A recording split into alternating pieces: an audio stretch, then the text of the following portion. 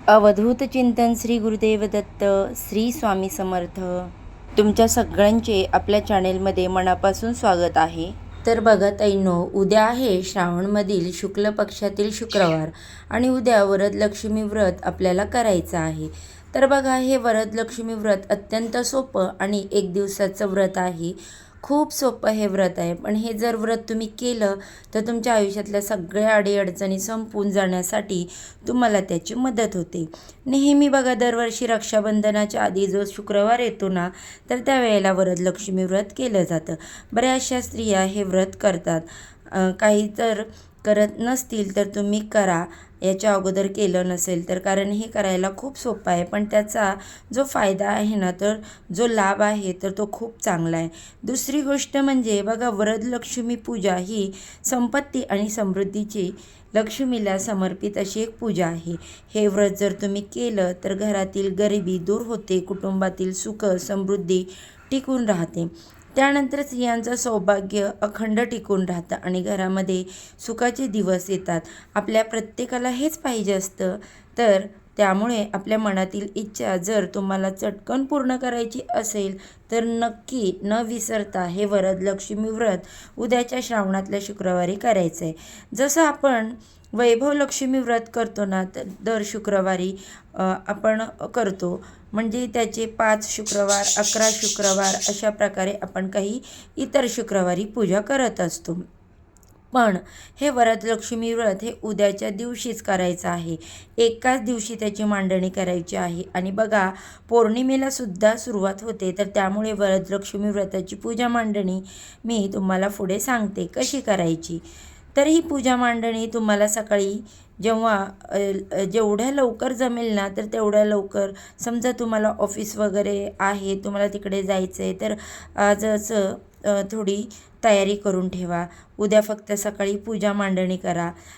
बघा, संगीत घेतलेली आरती वगैरे करा आणि मग दिवसभर पूजा मांडून ठेवून संध्याकाळी तुम्हाला एखाद्या स्त्रीला बोलवायचं आहे आणि त्यानंतर दुसऱ्या दिवशी तुम्हाला त्या व्रताचं उद्यापन करायचं आहे. सगळं मी इथे डिटेलमध्ये सांगते.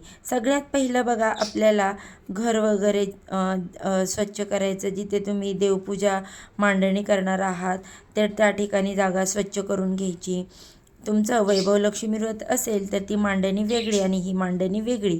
दोघांमध्ये जवळपास ज्या काही आपण गोष्टी वापरणार आहे तर त्या सारख्याच आहेत. तर आपल्याला वैभवलक्ष्मी व्रतामध्ये तुम्ही जर माता लक्ष्मीचा फोटो, मूर्ती ठेवत असाल तर इथे तुम्हाला ती ठेवायची गरज नाही. इथे फक्त कलशाला महत्त्व आहे. आता सगळ्यात पहिलं तुम्हाला तुमच्या घरामध्ये, देवघरामध्ये माता लक्ष्मी, भगवान विष्णूंचा फोटो असेल किंवा माता लक्ष्मीची मूर्ती असेल तर माता लक्ष्मीला समर्पित असणारं श्रीयंत्र, गजंतलक्ष्मी या गोष्टी तुम्हाला, माता लक्ष्मीच्या ज्या ज्या गोष्टी प्रिय आहेत तर त्या घरामध्ये असतील. एक पाट ठेवायचा, त्या पाटावर तुम्हाला छान वस्त्र अंतरायचं, त्यावर तुम्हाला माता लक्ष्मीच्या सगळ्या वस्तू ठेवायच्या, माता लक्ष्मीची मूर्ती ठेवायची. सगळ्यात पहिलं आपल्याला संकल्प करायचा आहे. म्हणजे हातामध्ये थोडं पाणी घ्यायचं, उजव्या हातामध्ये त्यामध्ये हळद, कुंकू, अक्षता टाकायचे आणि देवाला प्रार्थना करायची आहे. माता लक्ष्मीला, देवीला, कुलदेवीला आपल्याला प्रार्थना करायची आहे. माता लक्ष्मी, हे मी व्रत करत आहे, वरदलक्ष्मी व्रत, या माझ्या इच्छापूर्तीसाठी किंवा ही समस्या, अडचणी दूर करण्यासाठी मी करत आहे. तर माझी इच्छा पूर्ण करा. माझ्या आयुष्यातल्या अडीअडचणी, दुःख असं जे आहे ते दूर करा, असं म्हणून माता लक्ष्मीला नमस्कार करायचा. ठीक आहे. आणि त्यानंतर पूजा मांडणी तर करा. मग चौरंग किंवा पाटावर तुम्हाला छान लाल किंवा पिवळं, केशरी रंगाचं वस्त्र अंतरायचं आहे. सगळ्यात पहिलं आपण गणपती बाप्पांची स्थापना करतो. तर गणपती बाप्पांच्या मूर्तीवर तुम्हाला 11 वेळाच पाण्याने, 11 वेळा दुधाने असा ओम गणपती मंत्र पठण करत अभिषेक करायचा आहे. आणि या मंत्राचा जप केला तरी चालेल. गणपती बाप्पांची मूर्ती ठेवून त्यांना हळद, कुंकू, अक्षता अर्पण करायच्या. त्यानंतर तुम्हाला दिवा अगरबत्ती ओवाळून घ्यायची, दुर्वा अर्पण करायच्या, गूळ खोबऱ्याचा नैवेद्य दाखवायचा आणि त्यानंतर आपण पूजेमध्ये ज्या काही माता लक्ष्मी स्वरूप गोष्टी ठेवलेल्या आहेत, श्रीयंत्र, त्यानंतर गजलक्ष्मी, कवड्या, या सगळ्यांना हळद कुंकू अक्षदा अर्पण करायचं आणि त्यानंतर माता लक्ष्मी, भगवान विष्णूंचा फोटो, सगळ्या गोष्टींना तुम्हाला हळदी कुंकू अक्षदा अर्पण करायच्या. आता बघा महत्त्वाचं म्हणजे कलश. तर कलश बघा आपण वैभव लक्ष्मी व्रतामध्ये कलशामध्ये पाणी भरत असतो, तर या वरदलक्ष्मी व्रतामध्ये आपल्याला कलशामध्ये तांदूळ भरायचे आहेत. म्हणजे पूर्ण वरतीपर्यंत आपल्याला व्यवस्थित तांदूळ भरायचे आणि ते तांदूळ भरल्यानंतर तांब्याचा तांब्या घ्या तुम्ही, चालेल तुमच्याकडे चांदीचा तांब्या असेल तर घ्या, तोही चालेल, स्टीलचा वगैरे घेऊ नका. पण काहीच ऑप्शन नाही मग तुम्ही घेऊ शकता, पितळ वगैरे असेल तरी चालेल, शक्यतो तांब्याचा तांब्या घ्या. पण तांब्याचा तांब्या आणि जवळपास सगळ्यांकडेच असतो, तर या तांब्यामध्ये तुम्हाला तांदूळ भरायचे, त्या तांदळावर तुम्हाला हळद कुंकू अक्षदा अर्पण करायचे आणि हे नारळ वरती ठेवायचं. ठीक आहे. आता आपण कलश स्थापित करतो, सेम तसाच कलश स्थापित करायचा, फक्त तांब्यामध्ये आपण पाण्याऐवजी तांदूळ घेणार आहोत, एवढाच फरक आहे. त्यानंतर त्या कलशावर छान स्वस्तिक काढायचं, खालून वरच्या दिशेने 5 रेषा ओढायच्या हळदी कुंकवाच्या आणि बघा छान देवीचे जे मुखवटे मिळतात ते लावू शकता किंवा नाही लावले तरी पण चालेल. फक्त हळदी कुंकू लावा, त्या कलशाला तुम्ही गजरा अर्पण करा आणि अशा प्रकारे तुम्हाला या कलशाची पूजा करायची. तर अशा अगदी सोप्या पद्धतीने तुम्हाला हे ही वरदलक्ष्मीची जी पूजा आहे तर ती मांडणी करायची. कळालं. त्यानंतर दुसरी गोष्ट म्हणजे आपल्याला वरदलक्ष्मी व्रतकथा वाचायची आहे. त्या व्रतकथा मी तुम्हाला खाली डिस्क्रिप्शन बॉक्समध्ये देत आहे. त्यानंतर तुम्हाला नैवेद्यामध्ये बघा फळं तुम्ही कुठलीही अर्पण करू शकता किंवा दूध साखरेचं नैवेद्य अर्पण करू शकता. त्यानंतर वरदलक्ष्मी व्रताची जी आरती आहे तर वरदलक्ष्मी मातेसाठी आरती पण आपल्याला करायची आहे. ही सेवा तुम्ही करा. बघा श्रीसूक्ताचा पाठ तुम्ही करू शकता. त्यानंतर महालक्ष्मी अष्टकं म्हणायचं, त्यानंतर बघा कुंकुमार्चन करायचं. माता लक्ष्मीला भगवान विष्णू यांना अत्यंत प्रिय आहे, त्यामुळे विष्णू सहस्त्रनाम तुम्ही म्हणा, व्यंकटेश स्तोत्र तुम्ही म्हणा.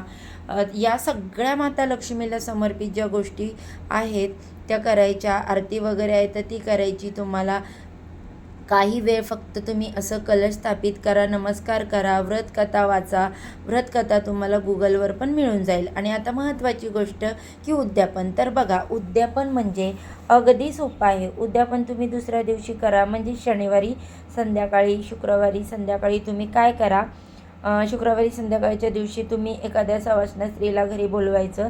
जसं आपण बघा वैभव लक्ष्मी मातेच्या जेव्हा पूजा करतो, व्रत करतो त्यावेळेस स्त्रीला बोलून त्यांना दूध साखर प्यायला देतो, एखादं फळ देतो. जमल्यास तुम्ही ओटी नक्की भरा. ठीक आहे. आणि त्यानंतर त्या स्त्रीचे तुम्हाला पाय वगैरे पडायचे, नमस्कार करायचा. अशा अगदी सोप्या पद्धतीने तुम्हाला वैभव लक्ष्मी व्रताचं उद्यापन करायचं.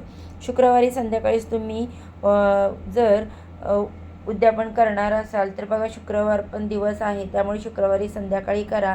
मग दुसऱ्या दिवशी तुम्ही पूजा मांडणी आहे, सगळीकडे तुम्हाला छान अक्षदा वगैरे टाकायच्या, देवीची परत आरती म्हणायची, व्रतकथा एकदा वाचायची आणि सगळ्या गोष्टींना नमस्कार करून त्या गोष्टी जागेवर ठेवायच्या.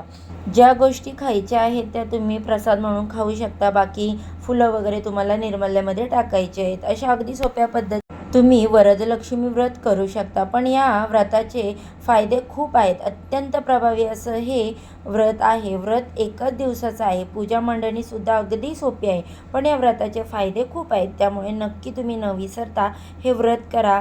उद्याचा दिवस आहे, वर्षातून एकदाच ते करता येतं आणि केल्यामुळे तुम्हाला त्याचा फायदा 100% होईल. तर हे वरदलक्ष्मीची व्रताची माहिती मला तुमच्यापर्यंत पोहोचवायची होती. माहिती आवडली असेल तर व्हिडिओला लाईक करा, शेअर करा. आपल्या चॅनेलवरती पहिल्यांदा नवीन आला असाल तर सबस्क्राईब नक्की करा. चला तर मग आजच्या व्हिडिओचा इथेच एंड करते. सर्वांना श्री स्वामी समर्थ.